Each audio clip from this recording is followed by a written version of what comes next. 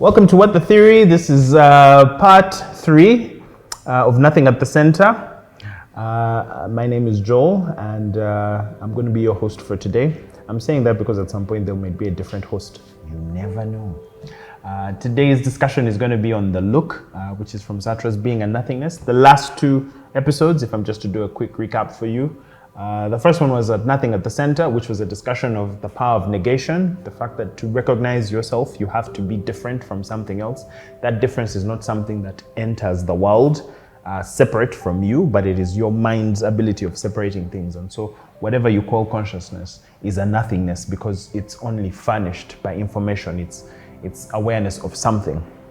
The second episode was about bad faith. There we talked about facticity and transcendence. Facticity is like the physical embodiment of who you are, the limitations that every human being has, versus transcendence, which is that property in which human beings are able to create change or make choices or have possibilities in the world. And that has an element of time where you deal with your past, which is things that have already happened but don't exist currently, and things that are potentially going to happen. And you sit in that middle where you're able to make the choice of dealing with things from your past, making sense of your present, and building out your future. For today, I'm going to talk about the bit about the look. Now, in Sartrean existentialism, there are 3 things to bear in mind, and I'm hoping that I won't make them too convoluted. So there's being for itself, there's being in itself, and then there is being for others. So being in itself is the fact of nature. It is the thing without perspective. It is the objective reality. It's the fact that every day I come to work, this table is still there. It's a being in and of itself. It's something that I cannot penetrate. It's something I can only observe from the outside. I said the word penetrate and this guy started moving. I don't understand bad faith here. Now the second, the second bit is being for itself. Now that's consciousness. So consciousness is always with intentionality. Anything that thinks, even naturally, if you're out in the world, when you're in nature, you sort of separate trees from animals. When an animal is moving around, you sort of sense intentionality. You see that it has a locus in which it can make choices, it can make actions. A tree is also alive, but you don't see it as being for itself. You don't see it as trying to move and have life and being. Although it does, it's just that it's not at a level that we perceive it as almost a threat. So that is being for itself. That is consciousness. That's the mind. The third is being for others. And that's where relationships come in. That's where the discussion of love, and that's where we also have the need for recognition from other people. It's very telling. I think there's a quote from Kierkegaard where he mentions that it's very telling of us as human beings that the best use of silence that we have and isolation is as punishment.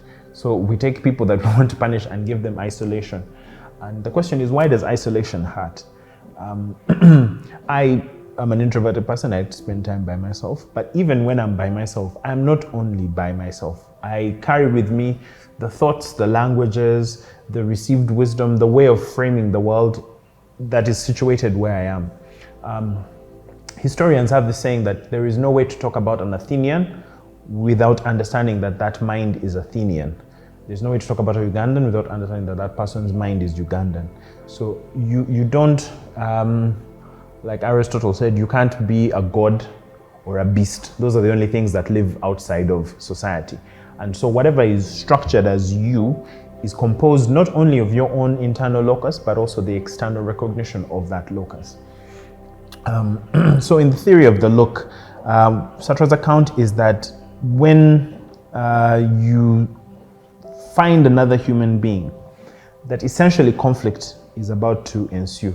Because your everyday experience is that you are the center, you're the main character. I think that's what is called on the internet right now. You're the main character. Everyone else is sort of like an NPC, or you see them in relation to what their utility is towards you. It's only when you're faced by someone else that you move from being the subjective center of the universe to understanding that you are an object in their eyes, and that they have their own subjective stance. They have their own opinions. They have their own point of view. They have their own instantiality. And lo and behold, they're able to judge you. Now, judgment is very important to human beings. As soon as we have language, we're trying to say that I want to communicate the thoughts and perspectives that I have with you, and we need a shared way in which we can have those perspectives. An example I give of the look is, imagine you were, this guy had very weird examples. One of them is that you were looking in a peephole. Let's say you were able to sort of see people, able to, I guess, be a voyeur, right? So that means you're seeing stuff that you think no one else is looking at you. In that instance, you might be comfortable as a voyeur, but if someone were to walk behind you and you hear them and you see them, in that moment, the feeling you have, that feeling of shame, of you've been caught, is because in that moment, you can't explain all the good things that you've done, the circumstantial ways in which you found yourself there. Like, let's say maybe you're walking by, you heard a sound, you peeped to see what was going on, and then you started noticing, oh, there are people inside here doing something, and then someone finds you. You might feel the rush to try and explain yourself to that person because you see yourself the way they're seeing you. You're seeing yourself as a pervert. And I guess for me, that's a very negative example, but in a positive way, when you look into someone's eyes, later today and think about this. When you're looking in their eyes, one of two things is happening. One is you are seeing how they see you. It's a dialectic of recognition. You're longing for your sense of self, your self-consciousness, to be esteemed by the person that you're looking at. And that's what we call intimacy. If I was a bad preacher, I'd have said intimacy, but that's the way it is. You fundamentally are always going to be an object to someone else, but you want them to recognize there is subjectivity behind your objectivity. So why do we want our partners to think of us as beautiful? Why do we want people in the world to see us as honorable? Why do we want to be seen as glorious? Because there is a sneaking suspicion that it's not enough for us to think that other people need to look upon us and recognize those pieces. And an understanding of that recognition is how you come to completion. It's part of why we are social or civilized beings.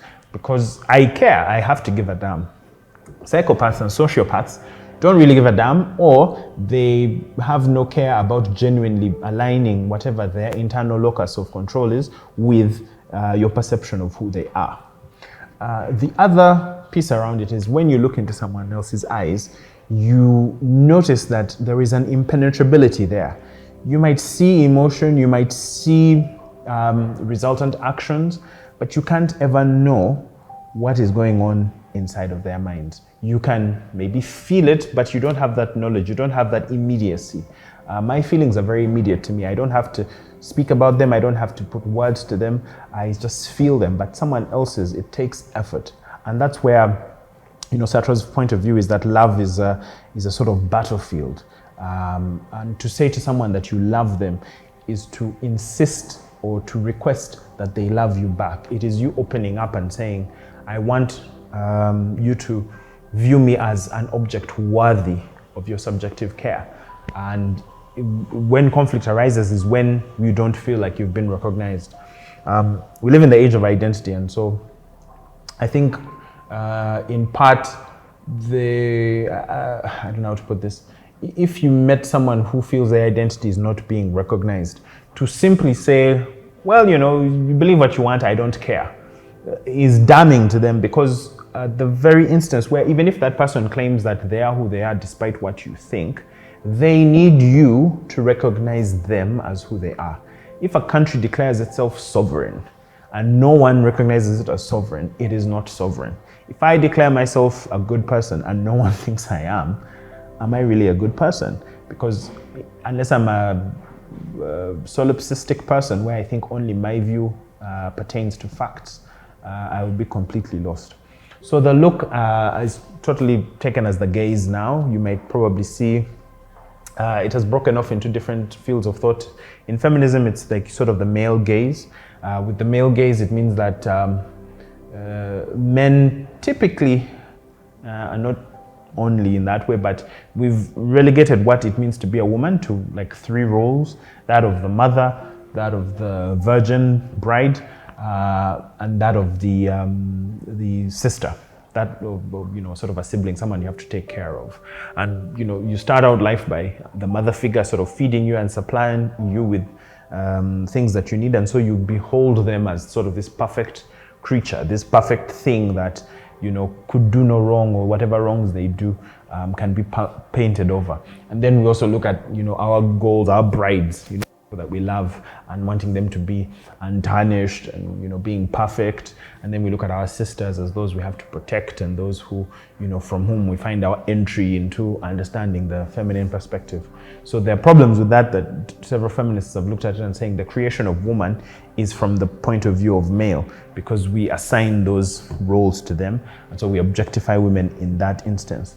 Now the insidious thing about that is, social media proves that image and our appearance is more important than we like to give it credit to. We say that those things don't matter, but if you look at our actions, it shows that money, status, fame, all of that really matters to us. And a healthy perspective is understanding that you need those things in order for you to understand who you are not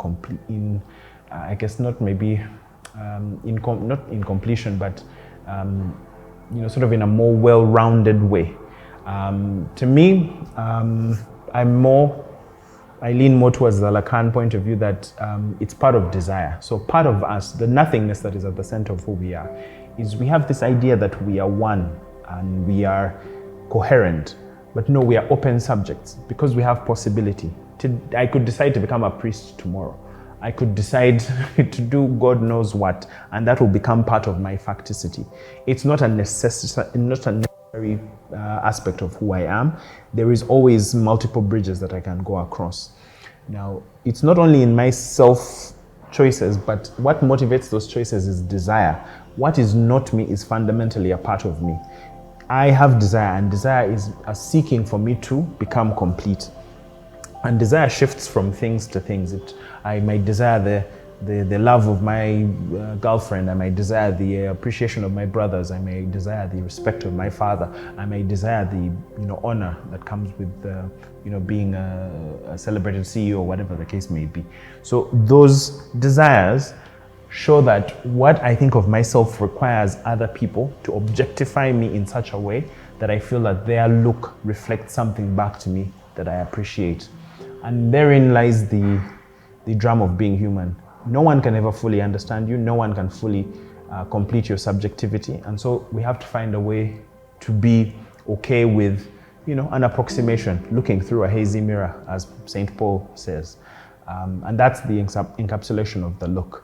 So to summarize, this view, being is a nothingness because it's about negation. So whatever you are is simply an awareness of something out there, and you can become your own subject. That's where self-consciousness comes in, and that's where subjectivity enters the world. So you're conscious of yourself, you're able to talk to yourself because you're the subject of your own discussion. That's the difference between I and me. I is when you are the subject doing things. Me is when you observe yourself as any other object in the world upon which things are acting. And then lastly, the look, which is about extending yourself out into the world and understanding that there are other subjective beings for whom you are an object. So you understand how you can be a me through others. You can understand the importance of I through yourself. And I think that's where the golden rule comes in terms of love others as you love yourself. It is impossible for you to love anyone else until you're able to love yourself. And I guess that's the end of this yearly message. It's almost Christmas time, so I'm hoping that you'll have time with your family, you'll have time with others. I know it can be a tough time for those who are not having a good relationship with those that they care about. All the same, hopefully you can have one or two people that you can reach out to, give some of your time, give some of your patience, treat them in a way that you think that they would want to be looked at or objectified. So that's the end, and cheers. See you in 2023. I'll be cooler. This set will have so many cool things, man. There may be like 2 skulls. Who knows?